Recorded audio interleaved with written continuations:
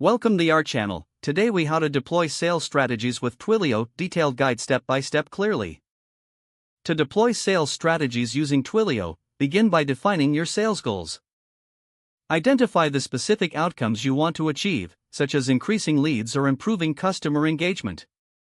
Next, sign up for a Twilio account if you haven't already done so. Once logged in, familiarize yourself with the Twilio dashboard. Explore the different services offered, such as SMS, voice calls, and messaging APIs. Select the communication channel that aligns with your sales strategy. For SMS marketing, create a messaging service through the Twilio console. Generate a phone number that can be used for sending messages to your customers. Integrate Twilio with your Customer Relationship Management (CRM) system. Use Twilio's API to streamline communication and manage customer interactions effectively. Develop personalized messaging templates that resonate with your target audience. Automate follow-up messages to nurture leads and keep prospects engaged. Set triggers for specific events, such as when a lead opens an email or clicks a link. Analyze the data from your Twilio dashboard to track engagement metrics. Use these insights to refine your approach and improve your sales strategies over time.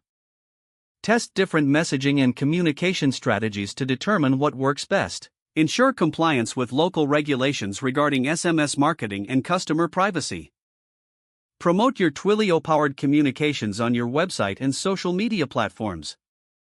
Regularly update your messaging to keep it fresh and relevant to your audience. Engage with customers through direct interactions, utilizing both automated and human responses. Continuously seek feedback from your team and customers to enhance your sales process.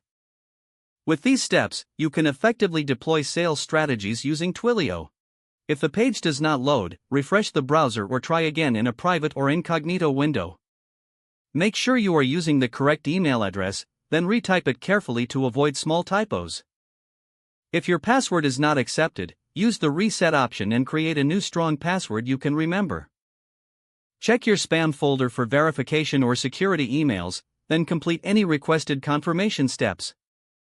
Enable two-factor authentication if available to improve account security and reduce unauthorized access risk. After signing in, review your profile details so your contact information and settings are accurate and current. Don't forget to like this video and subscribe to our channel for more step-by-step tech guides.